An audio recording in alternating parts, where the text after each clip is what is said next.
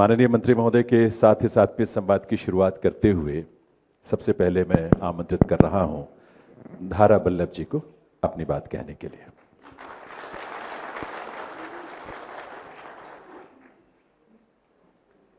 माननीय महोदय मंत्री जी, आपको और हॉल में बैठे हुए सभी साथियों को मेरा प्रणाम।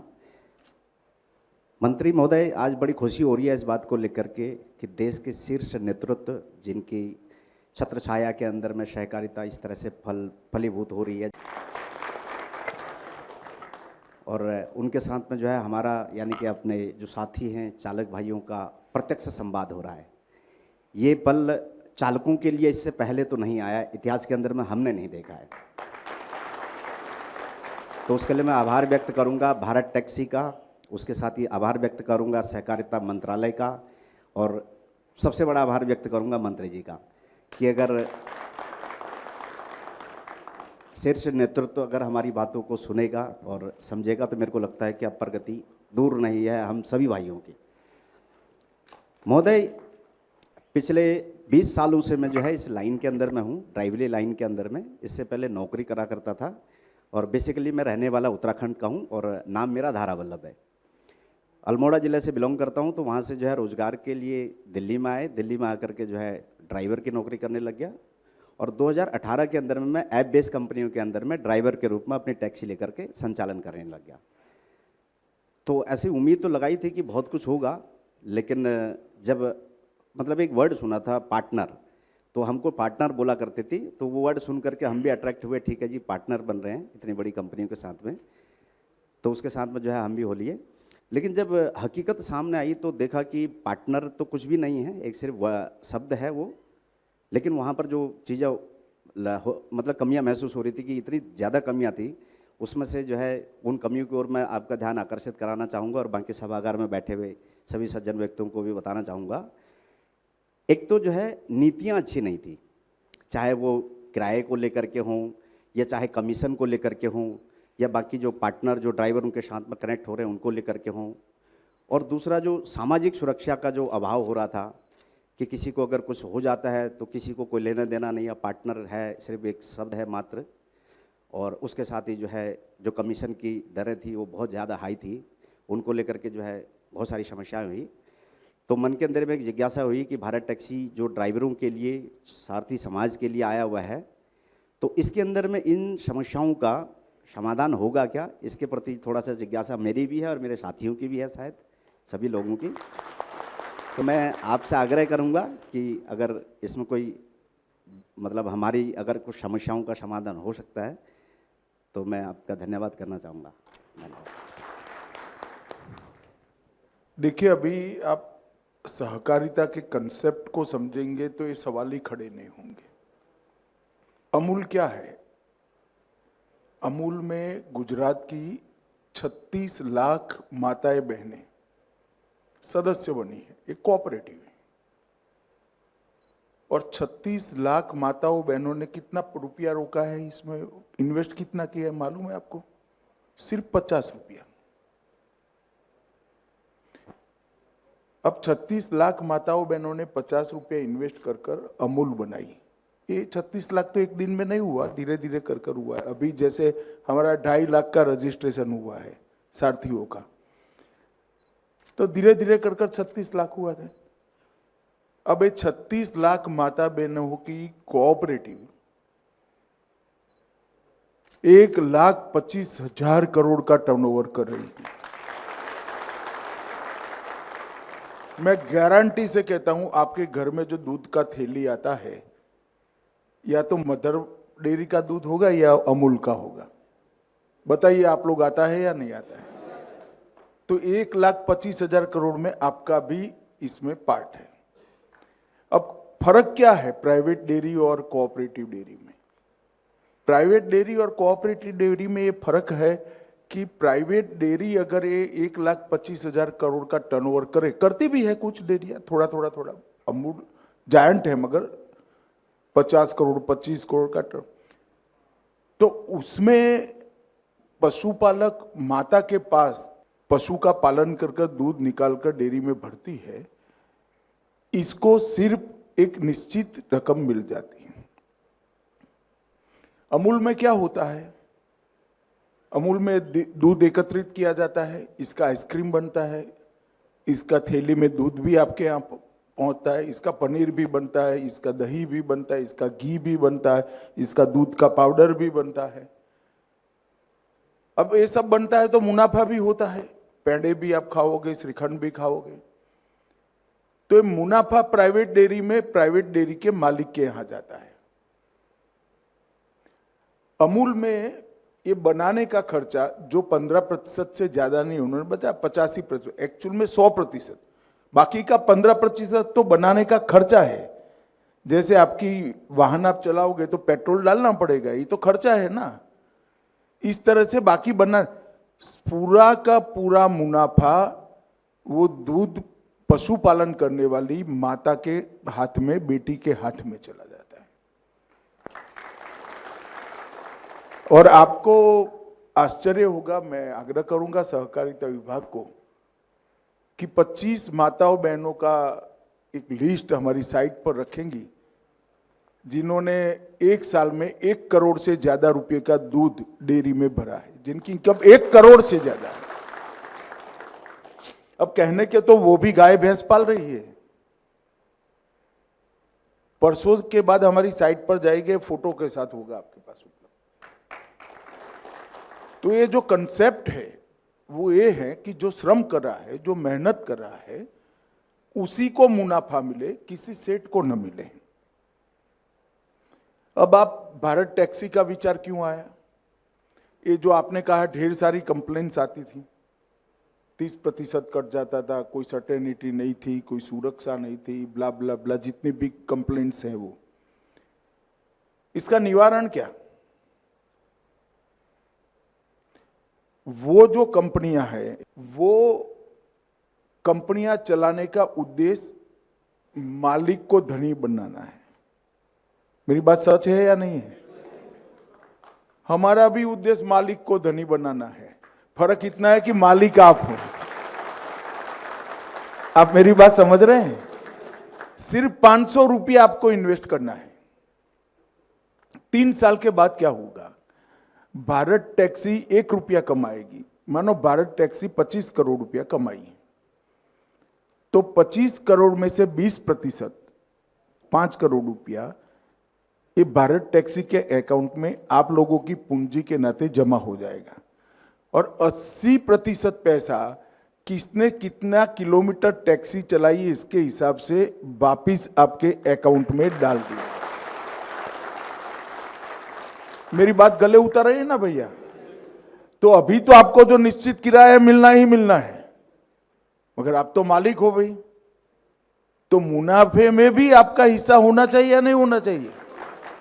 तो ये हिस्सा आने वाला, मगर पहले 3 साल तक थोड़ा धैर्य रखना पड़ेगा। जैसे एक बच्चा होता है, हम प्यार से लालन पालन करते हैं, करते करते बच्चा 30-40 साल का होता है, हम वृद्ध होते हैं, हमने इसका लालन पालन किया, बाद में वो हमारा लालन पालन करता है।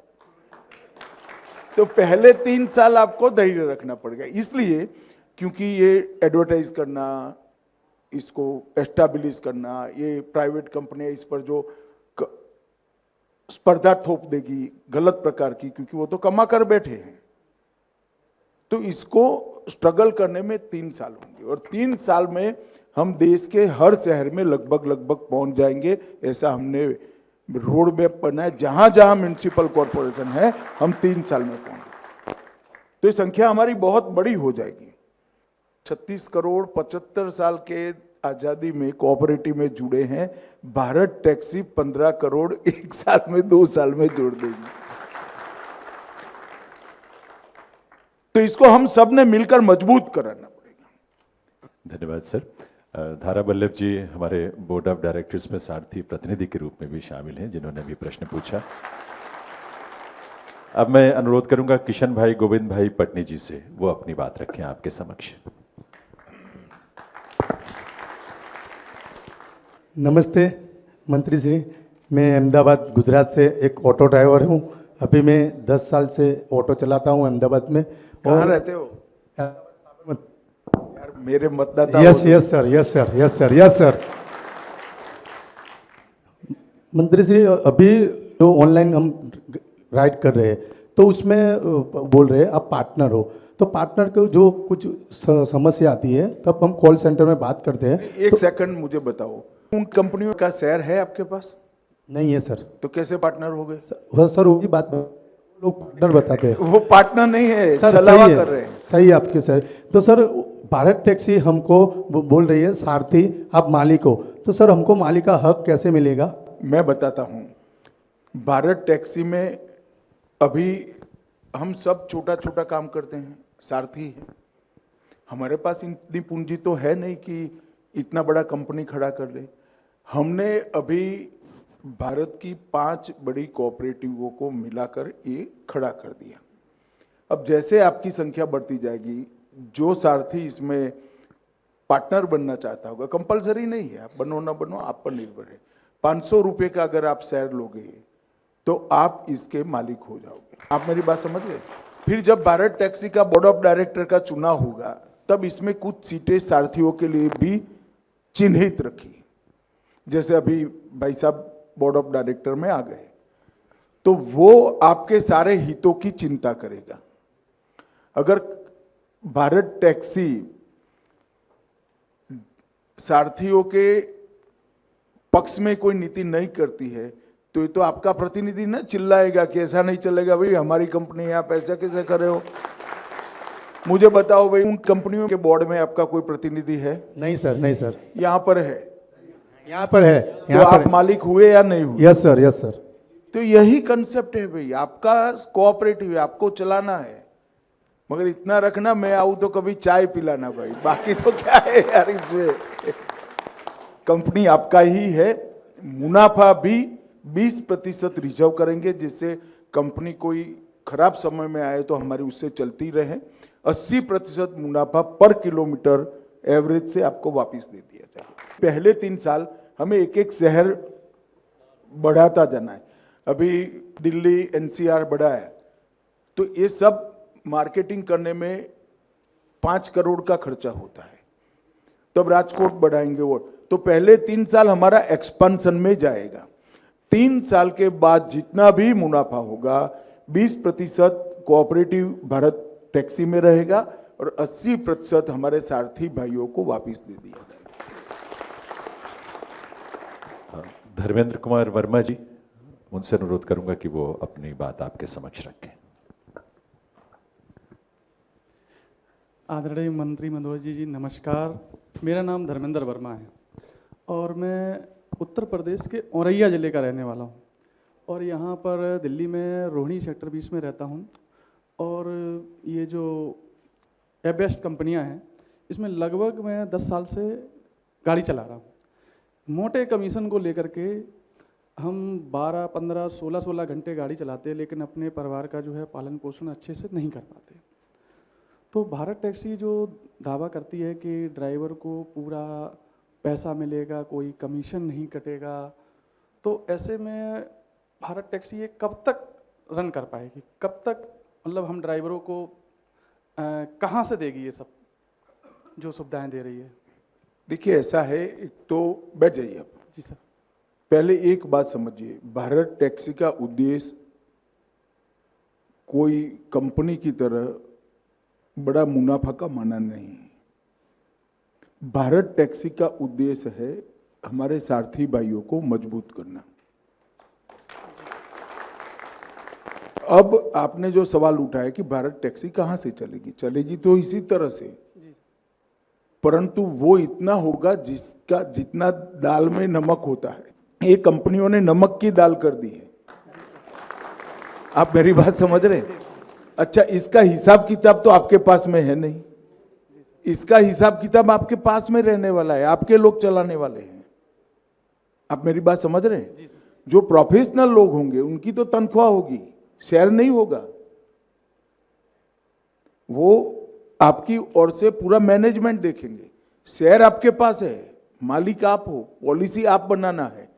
तो जब आप पॉलिसी बनाओगे तो आपके पक्ष में बनाओगे या विरोध में बनाओगे, बताओ। मगर सोने के अंडे देने वाली मुर्गी की कहानी सुनी है सबने? जी सर। एक व्यक्ति का उसके घर पर एक मुर्गी ने एक दिन सोने का अंडा दे दिया, दूसरे दिन भी दिया, तीसरे बड़ा खुश हो गया कि मुर्गी भाई सोने का अंडा दे रही है, बड़ी अच्छी बात है, मैं तो धनी हो गया। फिर एक दिन रात को उसको विचार आया कि ये रोज एक अंडा दे रहे, कितने अंडे अंदर पड़े होंगे, लाओ एक गर्दन काट लेते हैं, सारे अंडे एक ही दिन निकाल देते हैं। तो दूसरे दिन उसने वो करा, एक भी अंडा निकला नहीं। तो हमारी खुद की कंपनी को समझकर कोऑपरेट करना, सहकार करना, ये हमारा सिद्धांत होना चाहिए। और इतना मानकर चलो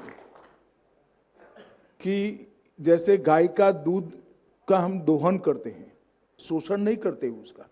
मेरी बात समझ में आ रहा है ना? भारत टैक्सी दूध का दोहन करेगी, आपका शोषण नहीं करेगी, इतना निश्चित मानकर चलो। धन्यवाद सर। नरेश कुमार उपाध्याय जी से मैं निवेदन करूंगा, अब वो अपनी बात रखेंगे आपके समक्ष। मान्यवर नमस्कार, मेरा नाम नरेश कुमार उपाध्याय है और मैं मेरठ उत्तर प्रदेश का रहने वाला हूं और पिछले 12 साल से मैं टैक्सी चला रहा हूं। मान्यवर, सबसे पहले तो मैं धन्यवाद देना चाहूँगा हमारी भारत सरकार और सहकारिता को, जो हमारे लिए भारत टैक्सी लेकर आई है, जिससे हमारी दिशा और दशा दोनों बदलने वाली है। मान्यवर, मेरी दशा तो अभी से बदलना शुरू हो गई है, क्योंकि अगर बात करें हम पिछले जनवरी की, तो मैंने 20,000 प्लस का जो कमाई भारत टैक्सी में किया है सर। और उससे भी ज़्यादा खुशी तब हुई जब मुझे पता चला कि हमें नई गाड़ियों के लिए इसमें लोन भी दिया जाएगा, और उससे भी ज़्यादा खुशी तब हो गई जब हमें पता चला कि हमारा इंश्योरेंस भी किया जाएगा। तो बस ये सारी चीज़ें किस प्रकार हमें उपलब्ध कराई जाएंगी। देखिए भाई, योजना कैसे बनाई है कि एक बड़ा कोऑपरेटिव मूवमेंट है, इसमें कोऑपरेटिव बैंकें भी है, तो आपको लोन देने में बड़ी दिक्कत आती है या नहीं आती है? वो बैंक ही मॉर्गेज करती है ना। यहाँ भारत टैक्सी आपकी टैक्सी को मॉर्गेज कर लेगी और भारत टैक्सी आपको कोऑपरेटिव बैंक के माध्यम से लोन दिला देगी। आपका इंश्योरेंस इफ्को टोक्यो का, वो भी भारत टैक्सी ही एजेंट बनाकर आपका इंश्योरेंस ले लेगी, जिसमें मिनिमम प्रीमियम होगा।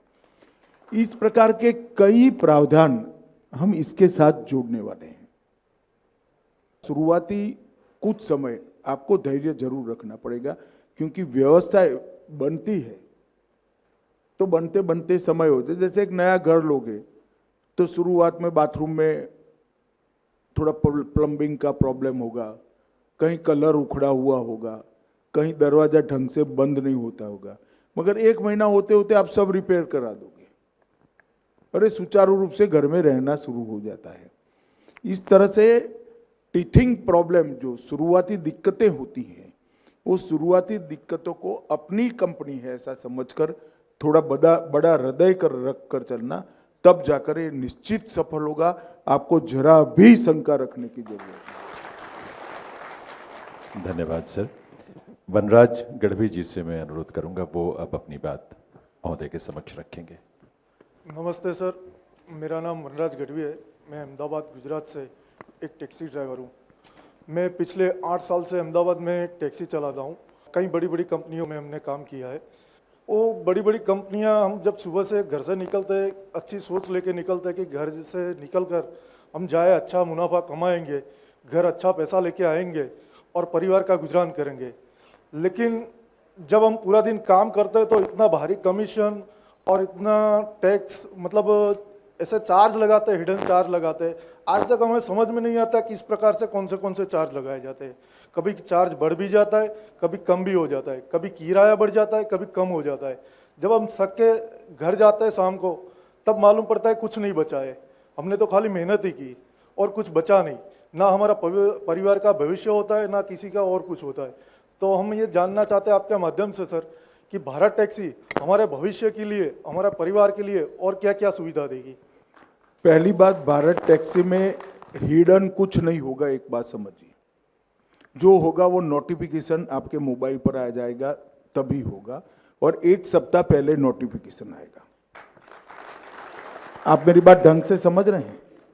जो करेंगे 1 सप्ताह पहले नोटिफिकेशन भेजकर करेंगे। आपकी मिनिमम वायबिलिटी पर किलोमीटर क्या होगी, वो बेसलाइन बनाकर जो होगा उसके ऊपर होगा।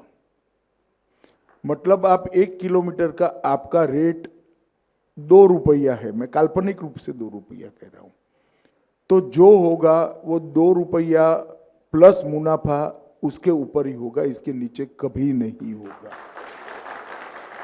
आप मेरी बात समझ रहे हैं?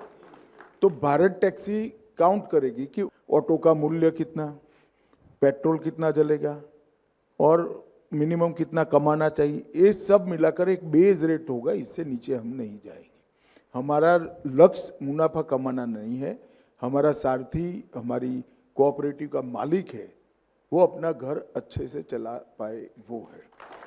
तो सारी कंपनियों में क्यों तकलीफ आती है? उन्होंने बेस रेट ही तय नहीं किया है। ये सहकार टैक्सी का एक बार मैंने राज्यसभा में भाषण किया तो ये तीनों लोग मुझे बारी बारी मिलने आए थे कि मत करिए, नुकसानी का धंधा है वो।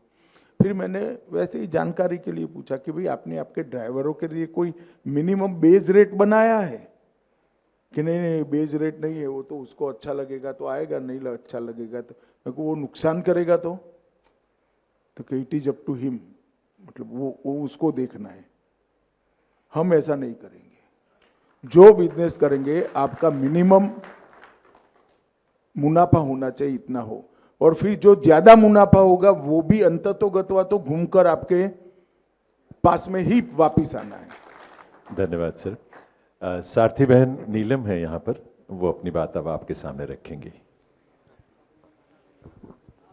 नमस्कार मंत्री महोदय जी, सभी साथियों को भी नमस्कार।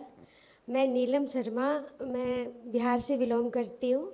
मैं दिल्ली शहर में आई और कुछ समय बाद ही मेरे पति को कैंसर पीड़ित हो गए। वो उससे 4 साल जूझते हुए उनकी देहांत हो गई। इसके बाद मैं सिंगल ड्राइवर मदर होने के बाद मैंने ड्राइविंग सीख के अपने बच्चों को पालन पोषण किया। 8 साल से मैं दिल्ली एनसीआर में कैब ड्राइवर हूँ और 8 साल से कैब चलाते चलाते कि कंपनी हम उसके साथ 8 साल हमने दिए और बिना वार्निंग दिए, बिना कहे सुने, और उन्होंने ब्लॉक कर दी आईडी। मैं बहुत परेशान हो गई, बहुत रोई पीटी, भी कुछ नहीं आया, कुछ किसी ने नहीं खोला, सपोर्ट नहीं किया किसी ने। और इसके बाद मैंने देखा चंद दिनों बाद ही ये लॉन्च होने वाला था भारत टैक्सी, तो मैंने भी डाउनलोड कर ली और सोचा जो हमारी एक नई रोशनी की किरण लेके आई है भारत टैक्सी, तो ऐसे ही हमने डाउनलोड कर ली और उसमें लिखा ही आ रहा था जो 1 जनवरी से स्टार्ट होगी। तो 31 दिसंबर को ही मुझे फर्स्ट राइड मिल गई। मैं कहीं और जाना था और मैं यहाँ जब राइड बजी तो मैं बहुत उत्साह होकर मैं राइड उठा ली और राइड उठा के मैंने पहली राइड मैंने अपनी साड़ी में ही कंप्लीट कर ली। और राइडर देख के भी हमसे कह रहे, ओह फीमेल ड्राइवर। मैं कहा जी सर। फिर सर मैं यही चाहती हूँ आपसे यही निवेदन है, जो हम जैसे कि हम कहीं भी जाते हैं राइड लेने के लिए, अगर हम कहीं फंसे हुए हैं राइड के लिए, तो कोई फीमेल राइडर अगर राइड बुक करती है तो हमें प्राथमिकता महिलाओं को दिए जाए। नहीं, ये सारथी दीदी की जो कल्पना है वो इसीलिए है। आने वाले दिनों में सारथी दीदी का नाम से ऐप में प्रोविज़न करेंगे, तो जो स्कूटर पर जाना है, ऑटो में जाना है, कैब लेना है, जो महिला अकेली यात्री होगी वो स्वाभाविक रूप से दीदी को प्रायोरिटी देगी। तो ये ऐप हम एक व्यवस्था करने वाले हैं और इससे किसी का कोई भाई का भी बिजनेस खत्म नहीं होगा, आप चिंता मत करिए। और थोड़ा कमा भी हो गया तो बहन के लिए हुआ है, हमारी जिम्मेदारी होनी चाहिए।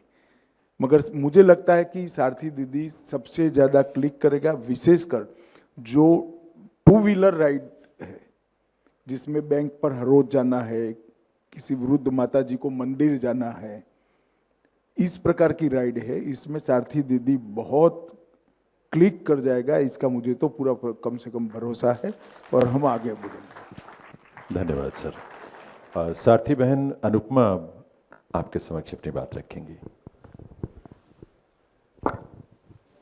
नमस्कार माननीय मंत्री जी, मैं अनुपमा रघुवंशी यूपी के अयोध्या से हूँ। एनसीआर में गाजियाबाद में मेरा निवास स्थान है। मैंने अपने जीवन में बहुत क्षेत्रों में योगदान दिया है। शिक्षा के क्षेत्र में सामाजिक कार्यकर्ता भी हूँ वर्तमान समय में, और मैंने स्वास्थ्य के क्षेत्र में भी अपना योगदान दिया है। अभी भारत टैक्सी के विषय में जाने तो इसमें भी अपना जितना हो पाता है, समय जितना निकल पाता है उतना योगदान दे रहे हैं। और ड्राइवर भाई बहनों के लिए एक बहुत अच्छा ये प्लेटफॉर्म है, सुरक्षा, सम्मान, हर एक चीज़ के साथ, जैसा कि आपने भी बोला और सब भाई बहनों का जितना भी सवाल सुन के या उसके जवाब के विषय में पता चला कि एक अच्छा सुरक्षित सम्मानजनक ये प्लेटफॉर्म है। लेकिन इसके पहले जो कंपनियां थी उसमें ये था कि कभी कभी जो ग्राहक हैं उनके द्वारा ड्राइवरों के साथ गलत व्यवहार किया जाता था, शोषण किया जाता था मानसिक रूप से। कभी कभी आपने भी देखा होगा वीडियो वगैरह में पैसा नहीं देते हैं, और कभी कभी अदर कंपनियों में क्या होता है कि आईडी ब्लॉक कर देंगे, ड्राइवर की समस्या को नहीं सुनेंगे और आईडी को ब्लॉक कर देंगे। कभी कभी होता है कैश ट्रिप लेने पे होल्ड कर दिया जाता है आईडी को।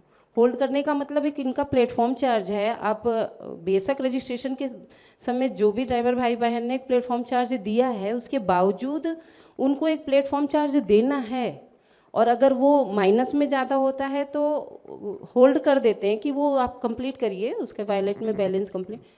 तो एक तो ग्राहकों के व्यवहार को, दूसरे ड्राइवर के मतलब सम्मान के लिए, उनके स्वाभिमान के लिए, सुरक्षा के लिए ये, और जो ये होल्ड किया जाता है उसके लिए आपके माध्यम से ये जानना चाहते हैं कि भारत टैक्सी क्या अलग से सुविधा दे रही है या क्या? देखिए, मैं कोई भी बात कहूँगा तो अधूरी होगी, क्योंकि ऐसे कई प्रकार के प्रॉब्लम यात्रियों के साथ अलग अलग आएंगे, व्यवहार के भी आएंगे, पेमेंट न देने के आएंगे।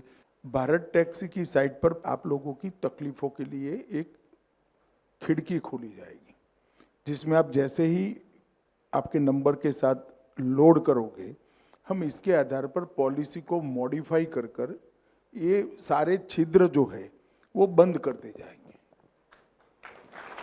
अभी वो लोग छिद्रों को ओपन कर रहे हैं। हमारा काम है कस्टमर में भी डिसिप्लिन लाना, सारथी में भी डिसिप्लिन लाना। तो इसको भारत टैक्सी वो छिद्र को, आपकी जो जो कंप्लेन आएगी, अनेक प्रकार की आएगी, तो वो कंप्लेनों का निराकरण के लिए एक लगातार थोड़ी छोटी टोली बनाई जाएगी और पॉलिसी में ये बदलाव करते जाएंगे। ये समस्याओं का निवारण जैसे भारत टैक्सी करेगी, बाकी सारी टैक्सी की कंपनियों ने भी करना पड़ेगा, और एक प्रकार से सभी साथियों का निवारण। क्योंकि जब किसी भी फील्ड में आप एक ट्रेंड तय करती हो, तब वो ट्रेंड को सबने फॉलो करना पड़ता है। अभी उनका ट्रेंड है कि कस्टमर को प्लीज करो, जरूर करना चाहिए। महात्मा गांधी ने कहा था कि ग्राहक तो हमारा भगवान होता है, और हम सब जानते हैं, इसी के आधार पर तो हमारा रोजी रोटी चलेगा। परंतु कस्टमर को खुश करने के साथ साथ सारथी का भी कल्याण करना, ये हमारा लक्ष्य होना चाहिए, जो भारत टैक्सी का है। धन्यवाद सर। बहन रेखा देवी यहाँ उपस्थित हैं, वो अपनी बात आपके समक्ष रखेंगे। अब माननीय मंत्री जी नमस्कार, और जितने भी भाई बहन मेरे यहाँ बैठे हैं सभी को मेरा नमस्कार। मैं रेखा कैब ड्राइवर दिल्ली से, मैं 7 साल से दिल्ली एनसीआर में टैक्सी चला रही हूँ। हर ऐप और कंपनी में ऐसा होता है कि कस्टमर के लिए तो हेल्प सेंटर होता है, पर ड्राइवरों की सुनवाई नहीं होती। ड्राइवरों के लिए कोई हेल्प सेंटर नहीं रेखा होता। जी, मैंने यही कहा है, खिड़की सारथियों के लिए है। अच्छा, अभी जो मैंने जवाब दिया ना, वो खिड़की सारथियों के लिए है। हम ये व्यवस्था जरूर करेंगे, मगर मेरा आप सभी भाइयों बहनों से एक रिक्वेस्ट है। भगवान श्री कृष्ण अर्जुन के सारथी थे। क्या थे? सारथी। तो सारथी शब्द अच्छा लगता है या ड्राइवर शब्द अच्छा लगता है? सारथी। तो हम अपने आप को कभी ड्राइवर न कहे, गौरव के साथ सारथी नाम से पुकारना।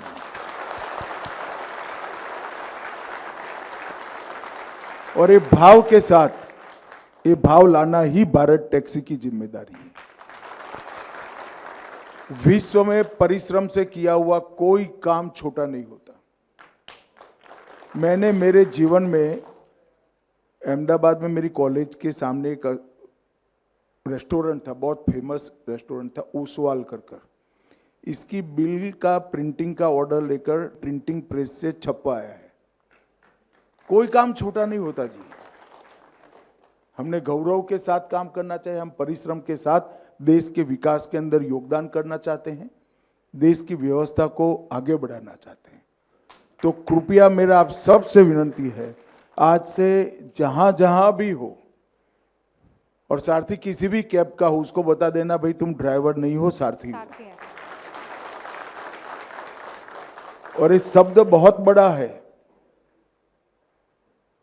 श्री कृष्ण अर्जुन के रथ को चलाते थे, पूरा युद्ध अर्जुन करते थे, उतरकर श्री कृष्ण के पैर छूते थे।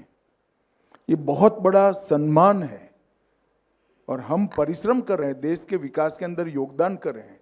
आप ये भूल जाइए कि आप आपकी आजीविका के लिए कर रहे हैं। ये रिक्वायरमेंट है देश की, अच्छी व्यवस्था होनी चाहिए। तो हमें सम्मान के साथ अपने आप को कभी ड्राइवर मत बोलना, सारथी ही बोलना और समाज स्वीकार कर लेना। धन्यवाद सर। अशोक सहरावत जी हैं हमारे सारथी भाई, वो अपनी बात रखेंगे। माननीय मंत्री जी, मेरी तरफ से आपको प्रणाम, सादर नमस्कार। और दूर दराज से आए हुए मेरे सारथी भाई सबको मेरी तरफ से नमस्कार। बहनें भी है जी। और अन्य जो साथी मौजूद हैं हॉल में, आप सबको मेरी तरफ से नमस्कार। मेरा विषय ये है कि मैं अशोक सहरावत इंटरनेशनल एयरपोर्ट पर टैक्सी 40 साल से चलाता आ रहा हूँ जी। और हम 1975 से प्रीपेड बूथ से जुड़े, तब से लेके आज तक प्रीपेड बूथ पर रहते हुए किसी ने भी हम ड्राइवरों के बारे या सारथी हम कहें तो किसी ने भी हमारी तरफ कोई ध्यान आकर्षित नहीं किया कि इनका किसी प्रकार से भला किया जाए। मेरे यहाँ पर इंटरनेशनल एयरपोर्ट और डोमेस्टिक एयरपोर्ट दोनों स्टैंड्स पे 2500 टैक्सी चलती हैं मिला के। हमारे पास 5000 की नफरी जो है ड्राइवर्स की है सर। हमारा चिंता का विषय ये है कि आज तक किसी भी सरकार ने और किसी भी लोगों ने हमारे ड्राइवर भाइयों के लिए कुछ नहीं किया। अचानक हमें न्यूज़पेपर माध्यम से पता लगा कि भारत टैक्सी लॉन्च हो रही है। हमने इसको यूनियन में डिस्कस किया और डिस्कस करने के बाद सलाह बनाई कि क्यों ना भारत टैक्सी से जुड़ा जाए। और इसी के साथ ही हम सहकार टैक्सी से जुड़े। अभी 2 महीने का समय नहीं बीता है, मैं आपको अवगत करा दूं कि वास्तव में भारत टैक्सी से जुड़ने के बाद हमारे दोनों टैक्सी स्टैंडों पे एक अच्छे परिणाम दिखाई देने लगे हैं। इसी के साथ मेरा एक सवाल, जिज्ञासा भरा एक सवाल है कि हम सारथी भाई हैं सभी, किसी से कोई गलती हो जाए तो ड्राइविंग रेटिंग सिस्टम का एक मैटर हमको मालूम हुआ कि भारत टैक्सी में है कि ड्राइवर्स की गलती होने पर उनको जो दूसरे अन्य ड्राइवर हैं जो अच्छा काम कर रहे हैं उनमें किस प्रकार से संतुलन बनाया जाएगा, ये मेरा जिज्ञासा भरा प्रश्न है आपसे। धन्यवाद। देखिए, ऐसा है कि इम्प्रूवमेंट की सभी संभावनाओं को भारत टैक्सी तरासेगी। जैसे जैसे काम आगे बढ़ता जाएगा हर प्रकार की समस्या का समाधान भी हो जाएगा। इसमें किसी को आशंका रखने की जरूरत नहीं है। मगर अभी जो मजदूर संहिता है, श्रमिक संहिता है, मोदी जी लाए हैं, इसमें भी सभी सारथियों का समावेश करने का योगदान है। मतलब एक प्रोविज़न है, प्रावधान है। इससे सभी के लिए अनेक प्रकार की सुविधाएं निर्मित होगी। और भारत टैक्सी डे 1 से श्रमिक संहिता अभी लागू होगी, कुछ 1-2 सप्ताह लगेंगे, उसके बाद डे 1 से इसको समाहित कर लेगी इसके अंदर। तो सारी सुविधाएं जो तय हुई है वो सारी सुविधाएं आएगी। और एक प्रकार से थोड़ा भारत टैक्सी सेट हो जाए उसके बाद में हम ड्राइवरों के बिहेवियर के लिए, सारथियों के अच्छे तरीके से चलाने के लिए इस सब के ट्रेनिंग कैंप भी छोटे छोटे ग्रुप्स में चलाने वाले हैं, जिसमें आपके यूनियन है उनको भी हम साथ में रखेंगे। तो एक प्रकार से हम सारथियों की भी जिम्मेदारी होनी चाहिए कि सारथी को देखने का नजरिया समाज में कैसे बदले, और इसके साथ साथ ये भी होना चाहिए कि इनके सम्मान की चिंता भी होनी चाहिए। दोनों चीजें हमने बैलेंस कर आगे बढ़ना। धन्यवाद सर। मंत्री जी नमस्कार, मेरा गांव मेहरम नगर है पालम एयरपोर्ट पर, और हम जो काली पीली टैक्सी हमारा मतलब शुरू से 50-60 साल से व्यवसाय रहा है। हमारे जब से मोदी सरकार आई है, पहले सर हमें प्राइवेट भानेश्वर से लोन लेना पड़ता था, मुद्रा लोन उन्होंने चला के हमारे सभी टैक्सी का वालों को उद्धार कर दिया। अभी नए बजट में 10 लाख कर दिया, हम आपका धन्यवाद करते हैं। और सर एक छोटी सी बात और कहूँगा, जब से आपने लोकसभा में बोला कि हम बाहर टैक्सी ला रहे हैं, सर हमसे जब से बड़े उत्साही से हैं। और जैसे ही 1 जनवरी 26 को ये ऐप लॉन्च हो रही थी, हमने 20 दिसंबर को जीरो बैलेंस के अकाउंट खुलवाने चालू कर दिए थे। धन्यवाद।